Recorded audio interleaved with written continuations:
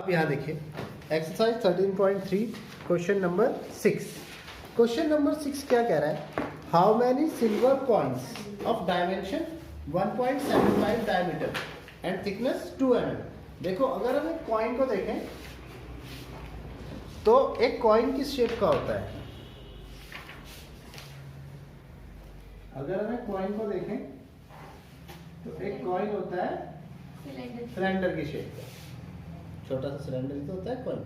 अब इस कॉइन का जो डायमीटर है वो है 1.75 सेंटीमीटर। यहाँ देखो इसका डायमीटर है 1.75 centimetre. Question number 6, diameter of the coin 1.75 है ना? Yes, sir. सेंटीमीटर। तो रेडियस ऑफ द कॉइन होगी, रेडियस ऑफ द कॉइन ये हो जाएगी 1.75 बाय 2 सेंटीमीटर। तो रेडियस हो जाएगी इसकी 1.75 बाय 2 सेंटीमीटर। थिकनेस जो है इसकी वो है 2 mm। देखो यहाँ पर थिकनेस का मतलब क्या होगा? कॉइन की हाइट से कितना मोटा है, समझ में आई बात? थिकनेस और हाइट ऑफ द कॉइन कितनी है? 2 mm। देखो 2 mm ऊपर वाला तो है सेंटीमीटर में और नीचे वाला है मिलीमीटर में। इसको एक ही यूनिट में कन्वर्ट करेंगे तो मैं मिलीमीटर को सेंटीमीटर में कन्वर्ट कर देता हूँ। मिलीमीटर को सेंटीमीटर में कन्वर्ट करने के लिए उसे 10 से डिवाइड करते हैं, ठीक है? तो थिकनेस ऑफ द कॉइन में 2 mm का मतलब 2/10 सेंटीमीटर इसे हाइट कहते हैं। अब ये कह रहा है कि ऐसे कितने कॉइन्स को मेल्ट करना है जिससे क्या बन जाए? क्यूबॉइड। और इस क्यूबॉइड की डायमेंशन क्या होंगी? ये इस टाइप से क्यूबॉइड बनाना है और इस क्यूबॉइड की जो डायमेंशंस होंगी वो होंगी 12.5, 10 और 3.5। 12.5 5.5, हाँ 5.5 10, सेंटीमीटर, 10 सेंटीमीटर है 3.5 सेंटीमीटर। 3.5 सेंटीमीटर। ये तो ये कह रहे हैं कि इस डायमेंशन का क्यूबॉइड बनाने के लिए ऐसे कितने कॉइन्स को मेल्ट करना पड़ेगा। तो हमें नहीं पता कितने कॉइन्स को मेल्ट करना है, तो हमने कहा कि late n coins should be melted to make this cuboid। इस क्यूबॉइड को बनाने के लिए कितने कॉइन्स को मेल्ट करना पड़ेगा? n कॉइन्स को। तो इसका मतलब है volume of n coins, volume of n coins equals to volume of cuboid. Volume of the cuboid. n coins का वॉल्यूम और क्यूबॉइड का वॉल्यूम सेम होगा। अब n कॉइन्स का वॉल्यूम निकालने के लिए एक कॉइन के वॉल्यूम को निकाल के उसे n से क्या कर देंगे? मल्टीप्लाई, यानी n into pi r square h। और क्यूबॉइड का वॉल्यूम कितना है? Length into breadth into height, n into pi. यहाँ पर पाई है 22/7 r स्क्वायर, 1.75 बाय 2 का स्क्वायर। h कितना है? 2/10, लेंथ है 5.5, ब्रेड्थ है 10, हाइट है 3.5। n into 22/7, 1.75 by 2, 1.75 by 2 into 2/10 equals to 5.5 into 10 into 3.5। जितने डेसिमल है हटा के नीचे 0 कर दीजिए ताकि हमारी कैलकुलेशन आसान हो जाए। यहाँ पर इसे 175 लिख देंगे, 2 डेसिमल के आगे 2 डिजिट्स है, 2 0, 175, 2 डेसिमल के आगे 2 डिजिट्स है, 2 0, 2/10, 55 डेसिमल के आगे 1 और 0, 10, 35, यहाँ पर आया 10। मेरी बात क्लियर आ गई समझ में? 11 2 22, 11 5 55, 10 से 10 भी कैंसिल हो गया, एक 0 से 1 0 भी कैंसिल, 7 से 35 कौन सा? ये तो नीचे है, ये ऊपर है, ये ऐसे कैंसिल नहीं होते। अच्छा 2 से 1 ये कैंसिल होके आ जाएगा 5। तो एक मिनट, इसमें कुछ गड़बड़ है। ये जो डायमेंशंस हैं ये भी सेंटीमीटर में नहीं सही है, तो ठीक है फिर। तो हमारा जो n आया वो कितना आया, देखो बाद में कट कर लेंगे। 5 × 5 × 35 तो ये रहा, और ऊपर जाएगा 7 × 200 × 20, ये ऊपर चला जाएगा, उधर जाएगा तो 35 और 175 भी तो कटेगा। हाँ हम काट देंगे। 7 × 200 × 20, और नीचे क्या आएगा 2 × 175 × 175। अब 35 5 से होता है 175, ठीक है। 5 से 5 कैंसिल, 2 से कट करके आया 100। अब 25 से कट कर दो, 25 4 जा 7 जा 7 से 7 कैंसिल, और फिर हमारे पास जो लास्ट में बचा 20 × 20, 5 4 जा 20 × 20, 400 पॉइंट्स को मेल्ट करना पड़ेगा, तब ऐसा कीवर्ड बनेगा, ठीक है। कॉपी कीजिए।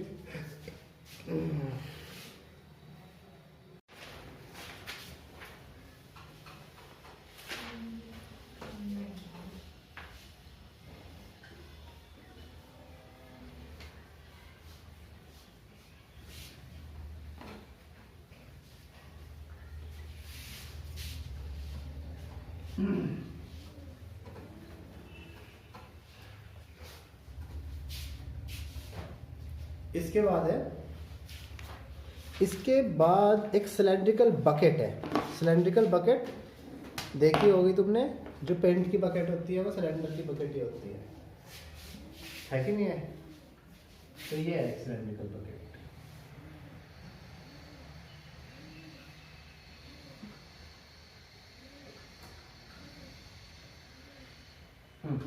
ये है हमारे पास एक cylindrical bucket of height 32 centimetre with base radius 18 centimetre.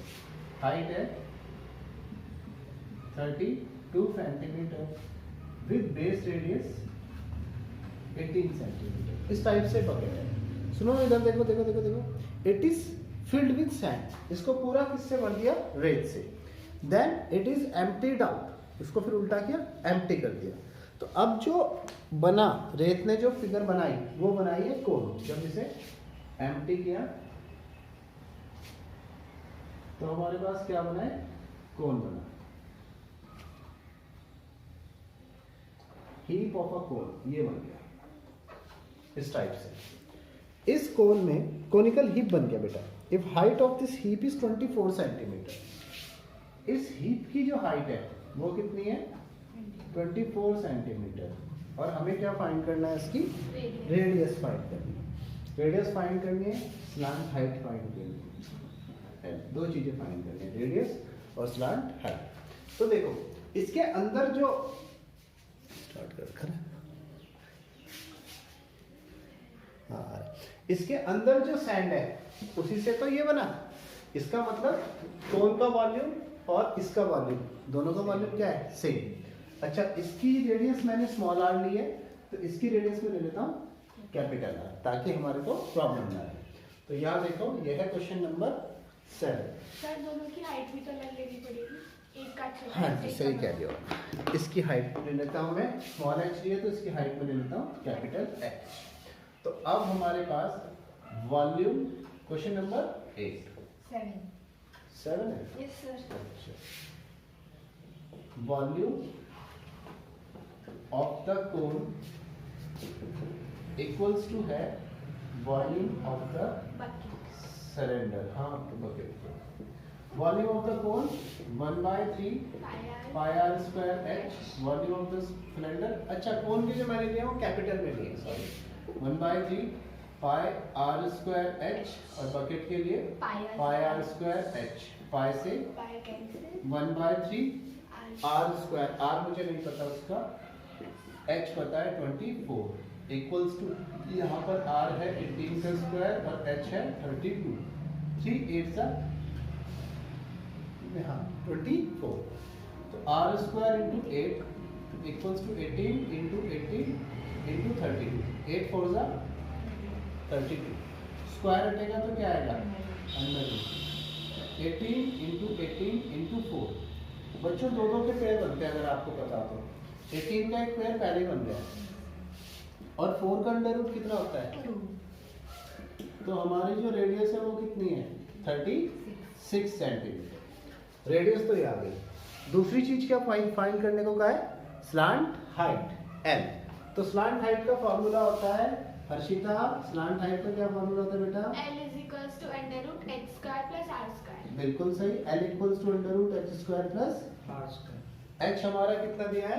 24 और r कितना आया है? 36 का स्क्वायर। 24 और 36 इनमें क्या कॉमन आ रहा है? 12। मैक्सिमम कॉमन लेते हैं, मैक्सिमम 12 आ रहा है। तो 12 का स्क्वायर कॉमन लो। 12 2 जा 12 3 जा 36। स्क्वायर रूट से बाहर आएगा तो उसका स्क्वायर कैंसिल हो जाएगा और अंदर 2 का स्क्वायर 4, 3 का स्क्वायर 9, तो एल आएगा 12 अंडर रूट 13 मीटर। ठीक है, कॉपी कीजिए। नेक्स्ट, इससे आगे जो क्वेश्चन है 8 और 9, बच्चों इन क्वेश्चंस को ध्यान से पढ़ो और ये क्वेश्चन इंपॉर्टेंट है, एक लास्ट ईयर भी आया है। ठीक है,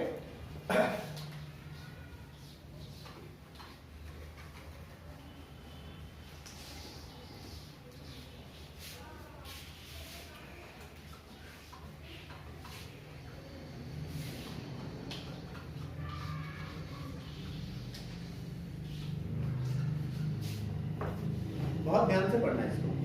देखो question number 8, water in a canal which is 6 metre wide and 1.5 metre deep is flowing with a speed of 10 kilometre per hour. एक कनाल है, कनाल को ना इन्होंने किस तरीके से एज्यूम किया है? वैसे तो कनाल की शेप ऐसे यू शेप होती है, लेकिन इन्होंने इसे एज्यूम किया है एक क्यूबॉइड की फॉर्म में। ठीक है, तो एक कनाल है इस टाइप से,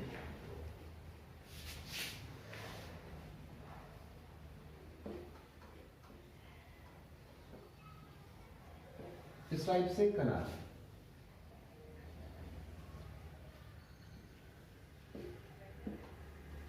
इस टाइप से है कनाल। मेरी बात समझ में आ रही? हमारी जो कनाल है यह है 6 metre wide and 1.5 metre deep. 6 metre तो वाइड है और 1.5 मीटर है डीप। ठीक है, समझ में आएगा? इसमें जो वाटर फ्लो हो रहा है वो किस स्पीड से हो रहा है? 10 किलोमीटर पर आवर। इसमें 10 किलोमीटर पर आवर की स्पीड से वाटर फ्लो हो रहा है, मतलब पानी की स्पीड है ये। जो पानी इसके अंदर चल रहा है वो क्या चल रहा है? 10 किलोमीटर पर आवर की स्पीड से चल रहा है। तो ये क्या कह रहा है? How much area it will irrigate in 30 minutes. क्या कह रहा है ये? 30 मिनट्स में कितना एरिया इरिगेट कर देगा। अब 30 मिनट्स में कितना एरिया इरिगेट कर देगा ये समझने के लिए पहले आपको ये समझना पड़ेगा कि 30 मिनट में इसमें कितना पानी आएगा। अभी रिएक्ट समझ चुका है, कोई बात नहीं, टाइम लिखते हैं मेरे को। इसमें 6 मीटर हमारी कनाल वाइड है, 1.5 मीटर ये डीप है, स्पीड क्या है पानी की? 10 किलोमीटर पर आवर। अब ये कह रहा है कि 30 मिनट्स में ये कितना एरिया इरिगेट कर देगा। 30 मिनट में कितना एरिया इरिगेट कर देगा। If 8 centimetre of standing water is needed, जबकि जहां पर ये पानी गिरेगा, जिस खेत में गिरेगा उस फील्ड में, माना इस फील्ड में गिर गया, तो इस फील्ड में हमें 8 सेंटीमीटर स्टैंडिंग वाटर भी चाहिए। मतलब इस फील्ड में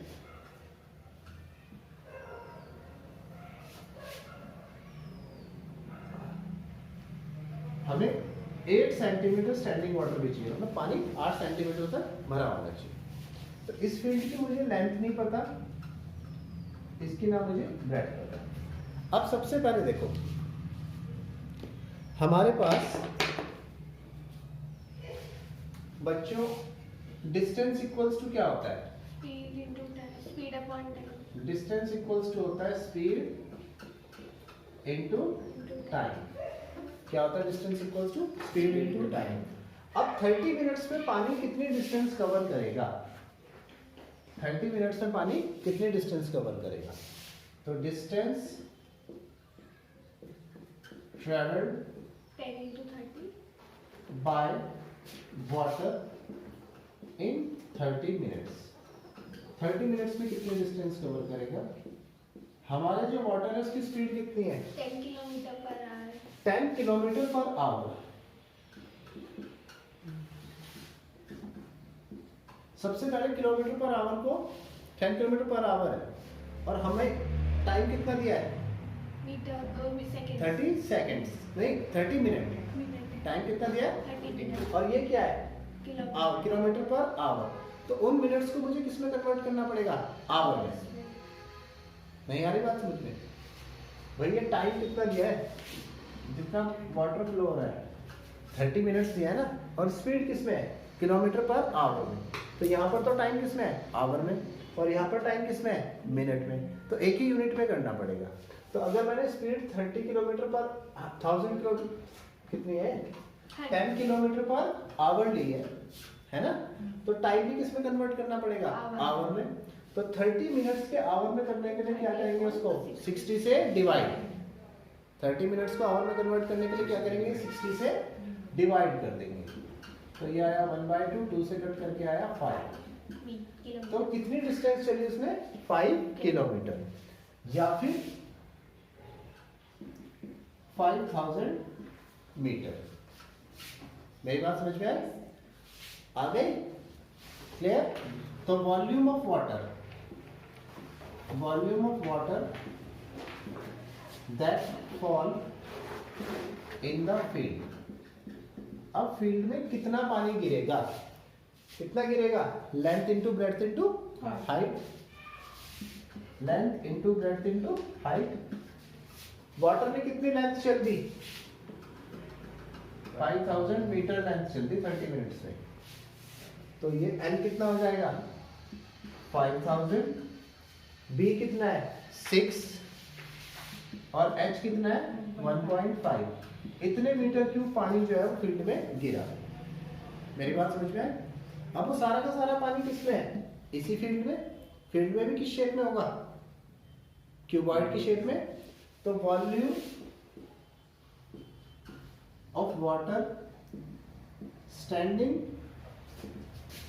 इन द फील्ड, फील्ड में जो पानी खड़ा है उसका वॉल्यूम इक्वल्स टू होगा volume of water reached at the field in 30 minutes. ठीक है? मेरी बात समझ में है? फील्ड में जितना पानी खड़ा उसका वॉल्यूम, और 30 मिनट्स में नदी से इसमें जितना पानी गिरा उसका वॉल्यूम क्या होगा? सेम। क्या होगा अर्षिता? समझ में नहीं आया? सेम क्यों होगा? ये कह रहे हैं कि कैनाल से 30 मिनट्स में कितना पानी, कितना एरिया वो करेगा। तो 30 मिनट्स में जितना भी पानी है वो सारा का सारा फील्ड में क्या हो गया? इकट्ठा। तो उस पानी का वॉल्यूम, और अब जो 30 मिनट्स में फील्ड में पानी इकट्ठा हुआ है उनका वॉल्यूम क्या होगा? समझ में आएगा? क्लियर? तो अब फील्ड में जो पानी इकट्ठा है L into b into h, L into b into h. H लेकिन क्या है? 8 सेंटीमीटर, और ये सब क्या है? मीटर में। तो इस सेंटीमीटर को किस में कन्वर्ट कर दूं? मीटर में। सेंटीमीटर को मीटर में कन्वर्ट करने के लिए क्या करते हैं? 100 से divide. L into b into h equals to 5000 into 6 into 1.5। L into b होता है एरिया। एरिया क्या होता है? Length into breadth. Area equals to 5000 into 6 into 1.5 into 100 upon 8। यहाँ डेसिमल लड़ा है नीचे एक और भी। इस 0 से ये 0 कैंसिल, 5 यहाँ आएगा 4, यहाँ पे 3, यहाँ आएगा 2। 2 से 5000 हाँ, ये आया 2500 इंटू 3 इंटू 15 इंटू 5।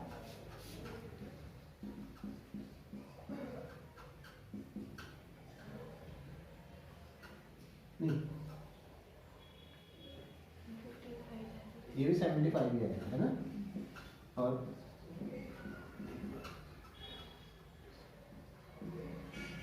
इतने मीटर स्क्वायर एरिया आ जाएगा। आप चाहे तो इसे और डिवाइड करके एयर वगैरह भी निकाल सकते। ठीक है? कॉपी कीजिए। Question number 9। क्वेश्चन नंबर 9 है